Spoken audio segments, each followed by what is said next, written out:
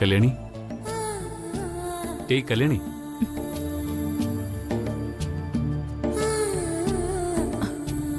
വലിയ കുഞ്ഞ്. ഏയ് വേണ്ട, എണീക്കണ്ട, കിടന്നോ.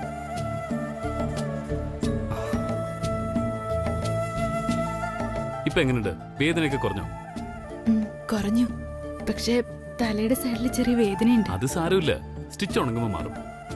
ഈ കെട്ടുപോലും ഉടൻ മാറ്റാന്നാ ഡോക്ടർ പറഞ്ഞത്. നിങ്ങളെല്ലാരെയും ഞാൻ ഒരുപാട് ബുദ്ധിമുട്ടിച്ചല്ലേ? മനഃപൂർവ്വമല്ല, ഇങ്ങനെ പറ്റിപ്പോയതാ. മനസ്സിലായി. ഏതായാലും നിന്റെ കാര്യം ഓർത്തായിരുന്നു ഞങ്ങൾക്ക് വിഷമം മുഴുവൻ. ഇപ്പൊ അതങ്ങ് മാറി. അല്ല, നിനക്കൊരു കാര്യം അറിയോ? നിന്റെ ഈ സെക്കൻഡ് ലൈഫിന് ഒരു പ്രത്യേകതയുണ്ട്. ഒരാളോടൊരു കമ്മിറ്റ്മെന്റ്. അതെന്താ അത്ര വലിയ പ്രത്യേകത? പ്രത്യേകതയുണ്ട്. നിന്റെ ഓപ്പറേഷന് ബ്ലഡ് തന്ന് നിന്റെ ജീവൻ രക്ഷിച്ചത് എന്റെ അമ്മയാണ്. അതെ, തൃച്ചംബരത്ത് അഖിലാണ്ടേശ്വരി അമ്മ.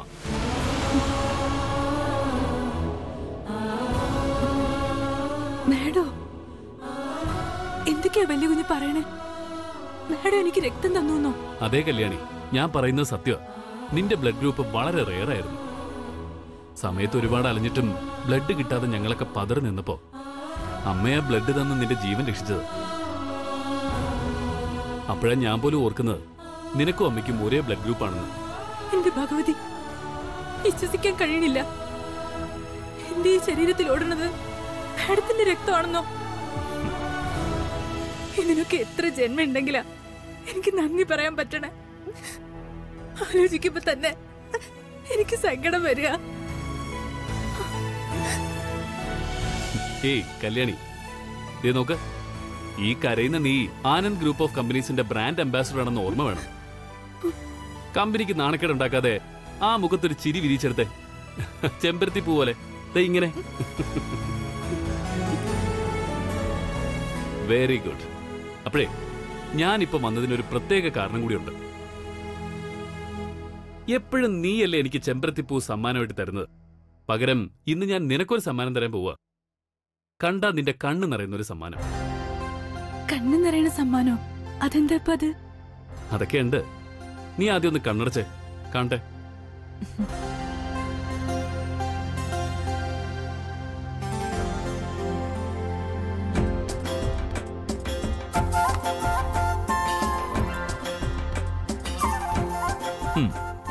ഇനി കണ്ണു തുറക്കാം.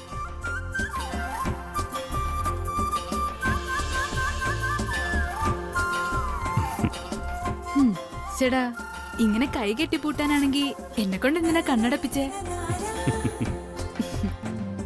എന്ത് സമ്മാനം ഇതിനകത്ത്? കാണിക്ക്.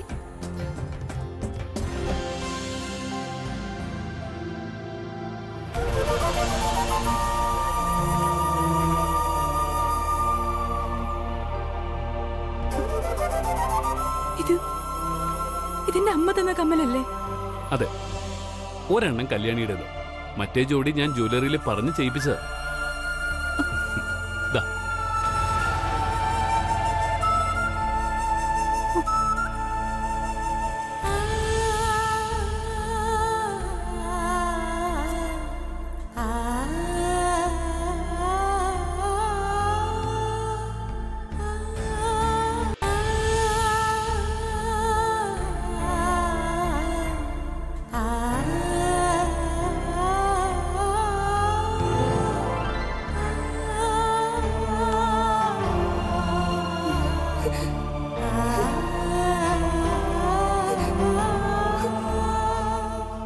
മാത്രമേ ഉള്ളൂ ഈ അമ്മയ്ക്ക് എൻ്റെ കുട്ടിക്ക് തരാനായിട്ട്. മോളിതൊരിക്കലും നഷ്ടപ്പെടുത്തരുത്. അമ്മൻ്റെ കുട്ടിക്ക് തരുന്ന സ്ത്രീധനം ഇത് ആദ്യമായിട്ടും അവസാനമായിട്ടും.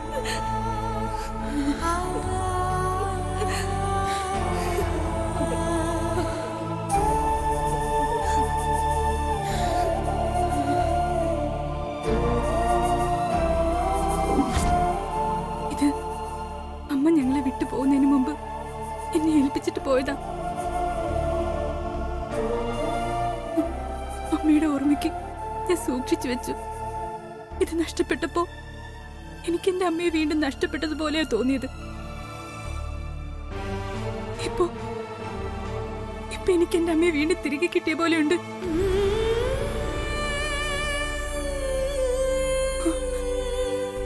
വലിയ സന്തോഷായി, വലിയ വലിയ സന്തോഷം.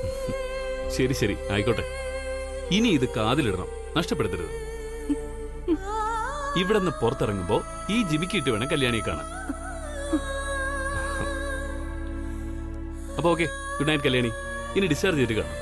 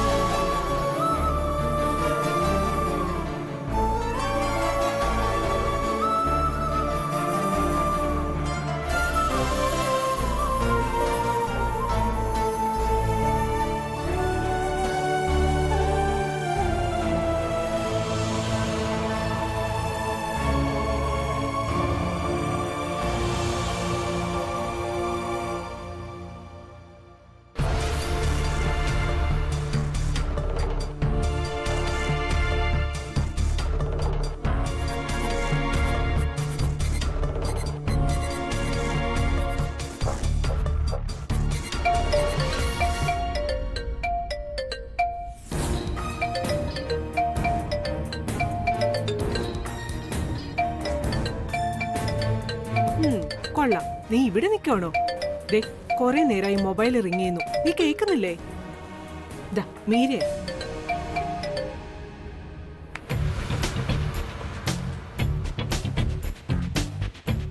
എന്തു പറ്റി മോളെ?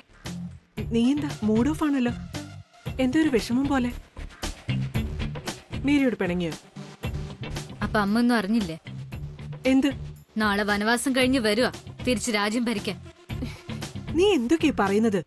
വനവാസവും രാജ്യം ഭരിക്കലോ എന്ന് പറഞ്ഞ? ബെസ്റ്റ്. അമ്മ മറന്നു.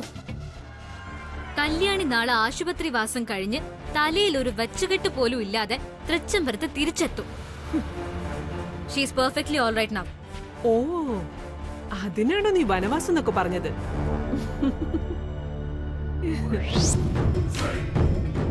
ശരി, നീ പറഞ്ഞ വനവാസം തന്നെ എടുക്ക്. അച്ഛൻ പറഞ്ഞ വാക്കനുസരിച്ച് വനവാസം പൂർത്തിയാക്കി രാവണനെയും കൊന്ന് വിജയശ്രീലാളിതനായ അയോധ്യയിലേക്ക് മടങ്ങിയ ശേഷം എന്താ അയോധ്യ മഹാരാജ്യത്ത് നടന്നത്? സംഭവിച്ചത് മുഴുവൻ അനർത്ഥങ്ങളല്ലേ? ശ്രീരാമന് സീതയെ കാട്ടിൽ കൊണ്ടുപോയി കളയേണ്ടി വരെ വന്നു. അതുപോലെ ആകെ കുഴപ്പങ്ങളെ ഇനി തൃച്ചംബരത്ത് സംഭവിക്കും. അതിലെന്റെ മോൾക്ക് ഒരു സംശയവും വേണ്ട.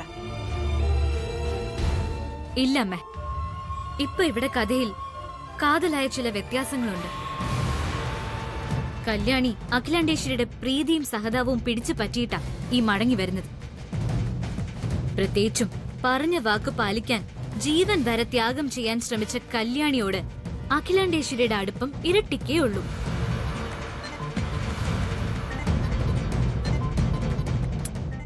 പോരാത്തതിന് കല്യാണിയുടെ സിരകളിൽ ഇപ്പൊ സാക്ഷാൽ തൃച്ചംബരത്തെ അഖിലാണ്ടേശ്വരിയുടെ രക്തവും. മാറിയില്ലേ കളി? ഇനി നമ്മളെല്ലാരും ഫ്ലാറ്റാ. ഇല്ല മോളെ, ഇല്ല.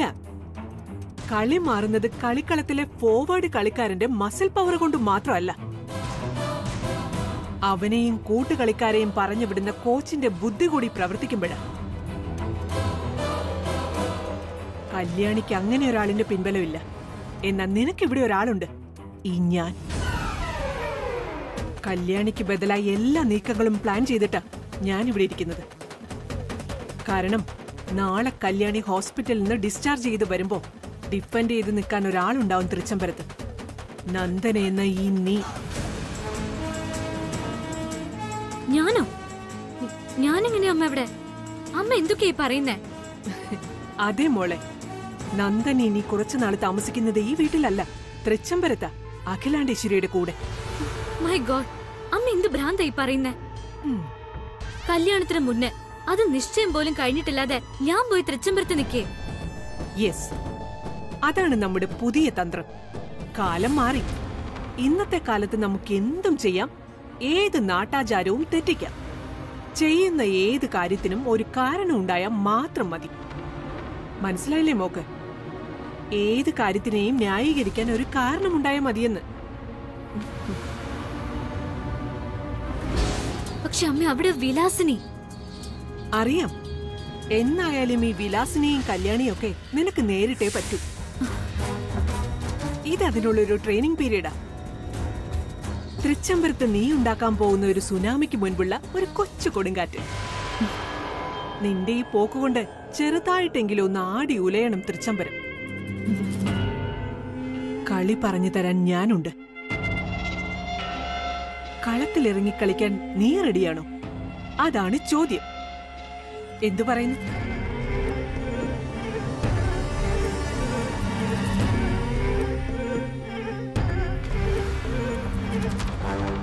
അതൊരു ചോദ്യമേ അല്ല അമ്മ. എന്ത് വില കൊടുത്തും കല്യാണിയെ തൃച്ചംബരത്തുനിന്ന് പുറത്താക്കണേ എനിക്ക്.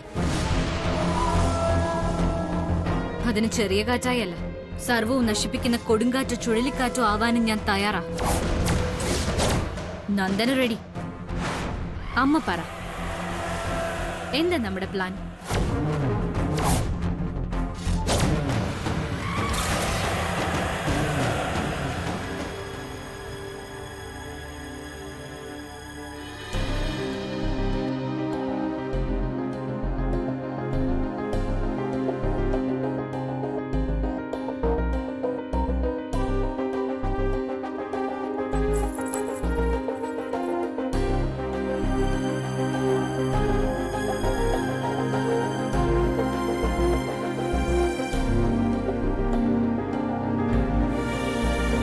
ആനന്ദേ, കല്യാണിയെ ഹോസ്പിറ്റലിൽ നിന്ന് ഡിസ്ചാർജ് ചെയ്തിട്ട് കുറെ നേരം ആയില്ലേ? ബില്ലൊക്കെ അടച്ചില്ലേ?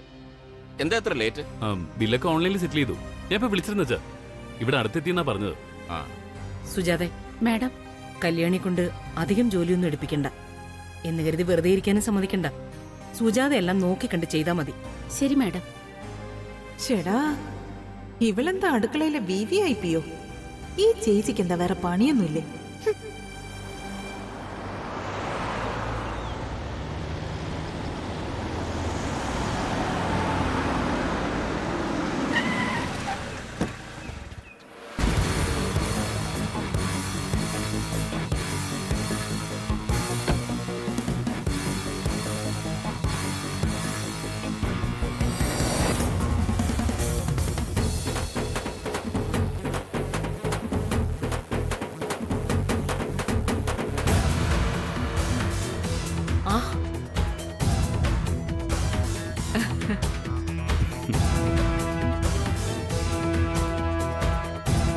എല്ലാവർക്കും നമസ്കാരം.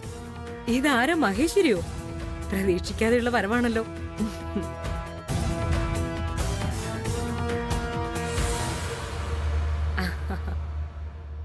ഇരിക്കെ.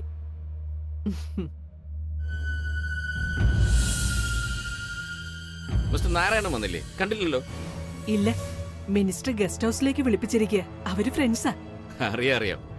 കഴിഞ്ഞൊരു മീറ്റിംഗില് ഞങ്ങൾ ഒരുമിച്ചുണ്ടായിരുന്നു. എന്താ നോക്കി നിൽക്കുന്നേ? കുടിക്കാൻ എന്തെങ്കിലും എടുത്തോണ്ട് വാ. ചെല്ല്. ആ കല്യാണി ഇതുവരെ ഡിസ്ചാർജ് ആയി വന്നില്ല അല്ലേ? ഇപ്പൊ വരും. ഞങ്ങളൊക്കെ അവളുടെ വരവിന് വെയിറ്റ് ചെയ്യാ. വരട്ടെ. എനിക്ക് അവളെ ഒന്ന് കാണണം. ഹോസ്പിറ്റലിൽ പോകാൻ പറ്റിയില്ല. തലയിൽ വലിയ വെച്ചുകെട്ടൊക്കെ ഉണ്ടാവും അല്ലേ? ഏയ്, അതൊക്കെ എടുത്തു കളഞ്ഞു. അവളിപ്പോ പക്ക നീറ്റ. നമ്മുടെ പഴയ കല്യാണി തന്നെ. അരവിന്ദ്,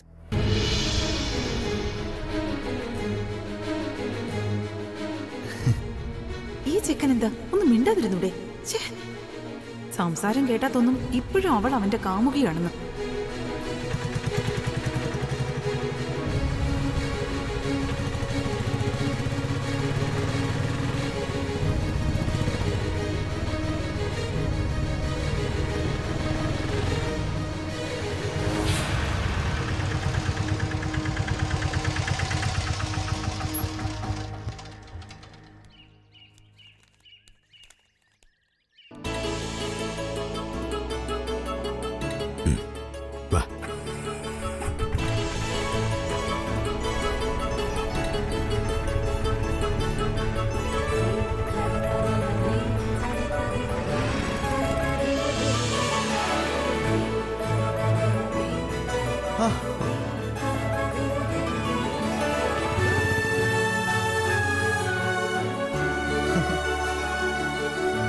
ആ ദാസ് വരൂ ദാസ്.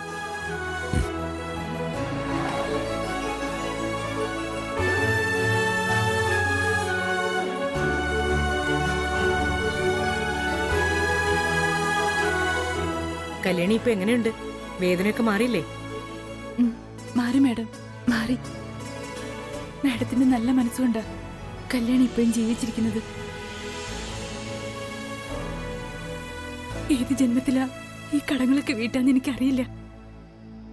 ജീവൻ രക്ഷിക്കാൻ രക്തം വരെ തന്ന മാഡത്തിന് ഈ കല്യാണിയുടെ മനസ്സിൽ എന്നും ഞാൻ കൈകൂപ്പി തൊഴണ ദേവിയുടെ സ്ഥാനമുള്ളത്. ഈ ജന്മം മുഴുവൻ ഒരടിമയെ പോലെ ഞാൻ കൂടെ ഉണ്ടാവും. അപ്പൊ ഇവിടം വിട്ടു പോകാനുള്ള ഉദ്ദേശമില്ല. കല്യാണി പണ്ടേ വലിയ ഇമോഷണല്. ഇനി നിന്നാ കരയും. ദാസേട്ടാ, കല്യാണിയെ കൊണ്ടുപോയി അല്പനേരം റെസ്റ്റ് എടുക്കാൻ പറഞ്ഞേട്ടെ. ശരിയല്ലേ?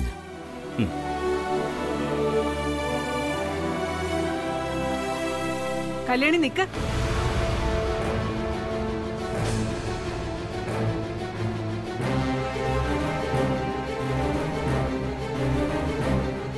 എന്തു പറ്റി മഹേശ്വരി? എന്തിനാ കല്യാണിയോട് നിൽക്കാൻ പറഞ്ഞേ? കാര്യമുണ്ട്.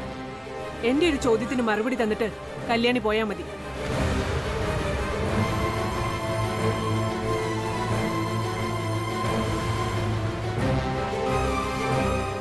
ആ പറച്ചിലൊരു അധികാരം ഉണ്ടല്ലോ മഹേശ്വരി. എന്താ മഹേശ്വരിക്ക് അറിയാനുള്ളത്? അധികാരമല്ല, ഒരമ്മയുടെ ഉത്കണ്ഠ. കല്യാണിയോട് ഈ കാണിക്കുന്ന കെയറിന്റെ പകുതിയെങ്കിലും ഈ വീട്ടിൽ മരുമകളായി വരാൻ പോകുന്ന എന്റെ മോളോടുണ്ടോ എന്നൊരു സംശയം. മഹേശ്വരി എന്തൊക്കെയായി പറയുന്നത്? ഞാൻ എപ്പോഴാ അവളോട് കെയർ കാണിക്കാതിരുന്നേ? ദാ ഇപ്പൊ തന്നെ ഞാൻ വന്നിട്ട് ഇത്ര നേരമായിട്ടും നന്ദന എന്താ വരാത്തതെന്നോ അവൾക്ക് എങ്ങനെയുണ്ടെന്നോ ഒരു വാക്ക് പോലും ഇവിടെ ആരും ചോദിച്ചില്ലല്ലോ. ചോദിച്ചോ? ശരി, അത് പോട്ടേന്ന് വെക്കാം. പക്ഷേ ഇങ്ങോട്ട് വരാൻ ഞാൻ നന്ദനെ വിളിച്ചപ്പോ അവൾ എന്നോടൊരു ചോദ്യം ചോദിച്ചു. ആ ചോദ്യമാ എനിക്ക് നിങ്ങളോട് ചോദിക്കാനുള്ളത്. ഒരൊറ്റ ചോദ്യം.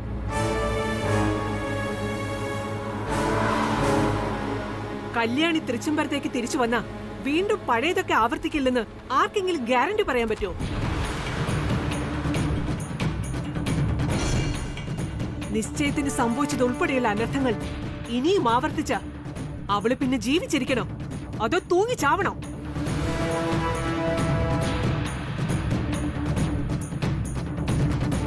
എന്റെ മോളോട് ഞാൻ എന്ത് മറുപടി പറയേണ്ടത്? നിങ്ങൾ പറയാൻ. ആന്റി എന്തൊക്കെയായി പറയുന്നേ? അരവിന്ദ് സ്വമനസാല നന്ദനെ കല്യാണം കഴിക്കാൻ സമ്മതിച്ചതാ. പിന്നെ ഇങ്ങനെയൊക്കെ ചോദിച്ചാ? ആനന്ദേ, ഒരു മിനിറ്റ്. മഹേശ്വരി, വളച്ചുകിട്ട് വേണ്ട. നിന്റെ മനസ്സിൽ എന്താണെന്ന് തുറന്നു പറയാം. മഹേശ്വരി, വളച്ചുകിട്ട് വേണ്ട. നിന്റെ മനസ്സിൽ എന്താണെന്ന് തുറന്നു പറയാം. അതെ അതെ, തുറന്നു തന്നെ പറയണം. ചേച്ചി ചോദിച്ചത് കേട്ടില്ലേ? മനസ്സിൽ എന്തെങ്കിലും ഉണ്ടെങ്കിലേ അങ്ങോട്ട് നേരിട്ട് പറയേ. അല്ലാതെ ഇതൊരുമാതിരി മൂക്കി തൊടാനേ 4 വലത് ചുറ്റേണ്ട കാര്യമൊന്നുമില്ല. ശരി, തുറന്നു തന്നെ പറയുകയാണ്. കല്യാണി ഇനിയും ഇവിടെ തന്നെ തുടർന്ന വീണ്ടും പഴയതുപോലെ പ്രശ്നങ്ങൾ ഉണ്ടാവില്ലെന്ന് ഞങ്ങൾക്ക് ഉറപ്പില്ല.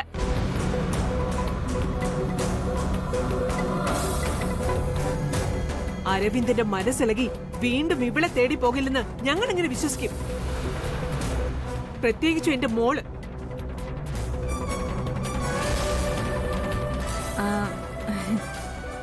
ആരും മുഷിയില്ലെങ്കിൽ ഞാനും ഉള്ളതുപോലെ അങ്ങ് പറഞ്ഞേക്കാം. ഇപ്പം മഹേശ്വരി പറഞ്ഞത് വളരെ ന്യായമായ കാര്യം. എന്റെ മനസ്സിലും തോന്നിയിട്ടുണ്ട് ഇങ്ങനെ ചില സംശയങ്ങളൊക്കെ. മതി, നിർത്ത്. ഇതിനെയൊക്കെ സംശയം നല്ല പറയേണ്ടത്, ആ സംബന്ധം.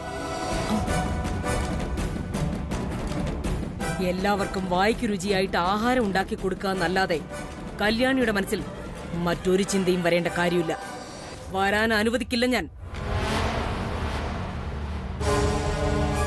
ഇത് തൃച്ചംബരത്ത് അഖിലാണ്ടേശ്വരിയുടെ വീടാ. പുറത്തു നിന്നൊരു കാറ്റ് പോലും അകത്തേക്ക് കടക്കണമെങ്കിൽ അനുവാദം വേണ്ടിവരും.